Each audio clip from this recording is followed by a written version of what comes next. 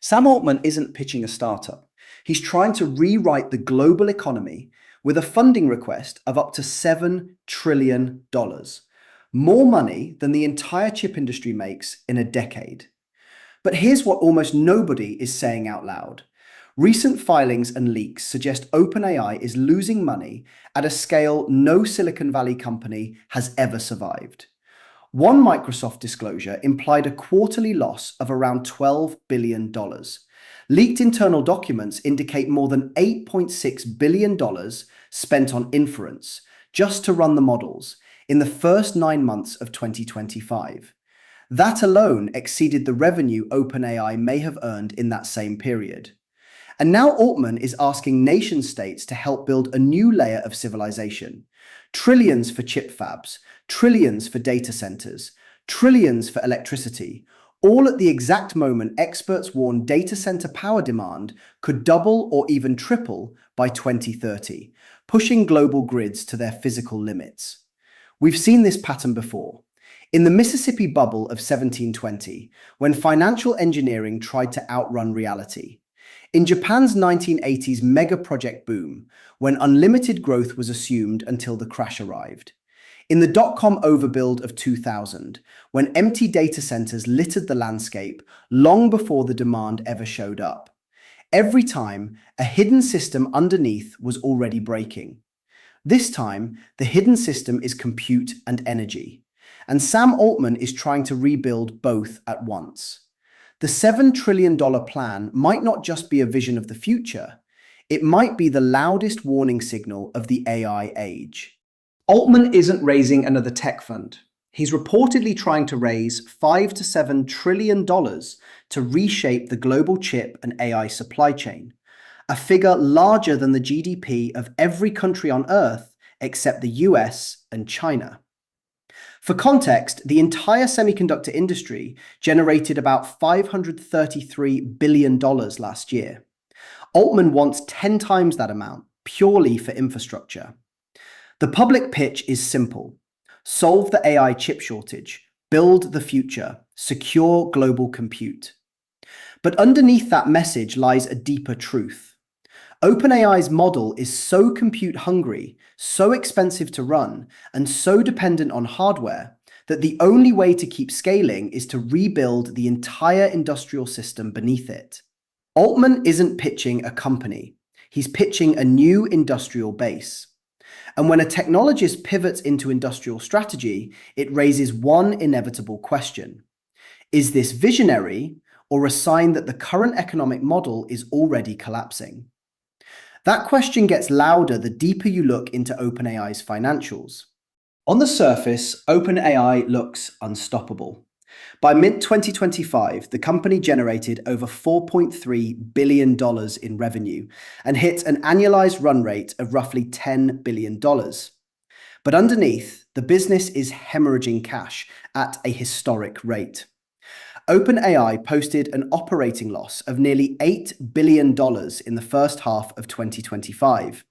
A later earnings analysis suggested a quarterly loss of around $12 billion, one of the largest in tech history. This isn't a company flirting with break-even. It's a company whose losses are scaling faster than its revenue. And almost every dollar of those losses comes from one place: compute. The more users OpenAI gains, the more money it loses. The business doesn't scale like software, it scales like heavy industry. And heavy industry always hits physical limits. The financials make it obvious why Altman keeps pushing for trillion-dollar solutions. OpenAI isn't running a software product, it's running a compute furnace. Internal reporting paints a clear picture. In 2024, OpenAI spent around $3.7 to $3.8 billion on inference, the cost of simply answering users' questions. In the first 9 months of 2025, that number surged past $8.6 billion, while revenue over that same period sat a little above $4.3 billion. Since early 2024, total compute spending with Microsoft alone is estimated to have exceeded $12 billion. These aren't marketing costs or expansion projects. These are the costs of the product itself. Every model upgrade makes it more expensive. Every increase in intelligence spikes compute burn. Every scale jump multiplies energy consumption. OpenAI's business model behaves like a child on a seesaw. The higher it climbs, the more violently it tips. But compute isn't even the biggest constraint, because before you can run models, you need the chips that run them, and that's where the $7 trillion vision begins. An advanced chip fab costs $15 to $20 billion. TSMC's Arizona project, just two fabs, costs $40 billion. Industry forecasts estimate around $1 trillion will be invested globally into new fabs by 2030. Altman wants 7 times that amount. Even assuming a mix of cutting-edge and legacy nodes, the numbers imply hundreds of new fabs across the world, plus the energy, cooling, chemicals, materials, rare gases, supply chains, and workforce required to operate them. This isn't scaling compute. This is reinventing the entire semiconductor foundation of civilization. But even if the fabs existed tomorrow, they couldn't run. Not without power, and that's where the picture gets darker. Because the second bottleneck is electricity. Data center power consumption was roughly 400 to 500 terawatt hours in 2023.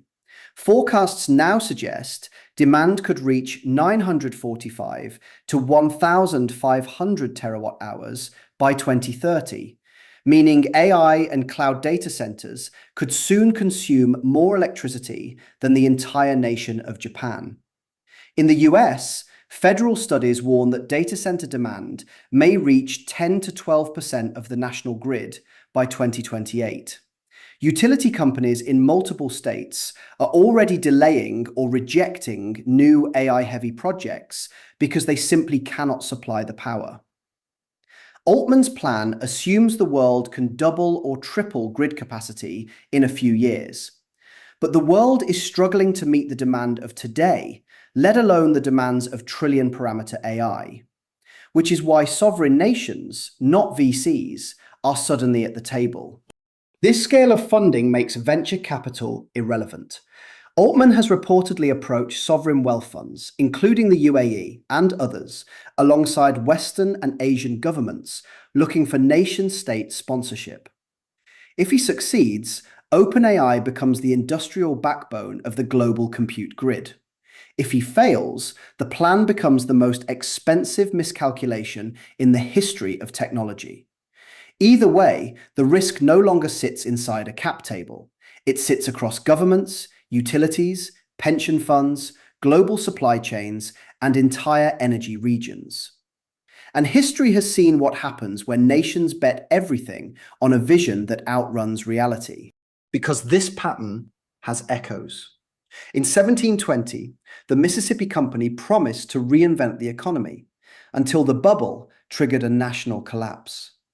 In 1980s Japan, trillions went into megaprojects and real estate before a once-in-a-century crash. In 2000, telecoms massively overbuilt fiber and data centers, expecting demand that arrived a decade too late. The storyline barely changes. A visionary narrative, record investment, and a hidden system underneath that fails silently before the world realizes it. The risk today isn't that AI fails. It's that the systems needed to deliver AI, chips, fabs, supply chains, electricity, cannot scale fast enough to support the expectations placed upon them. Which leads to the final question, the one the entire AI economy now hangs on. What is Sam Altman really building? On one hand, the largest industrial project ever attempted, a new global compute grid. On the other, a response to a business model whose costs are rising faster than its revenue, pushing OpenAI from traditional tech funding into geopolitical fundraising. Both can be true. The technology can be transformational, and the economics can still be dangerously unsustainable. The question isn't whether Altman can raise $7 trillion. The question is, what happens to the world if we build an AI-dependent economy on assumptions that turn out to be wrong? Is this the foundation of a new technological empire or the most expensive warning in financial history?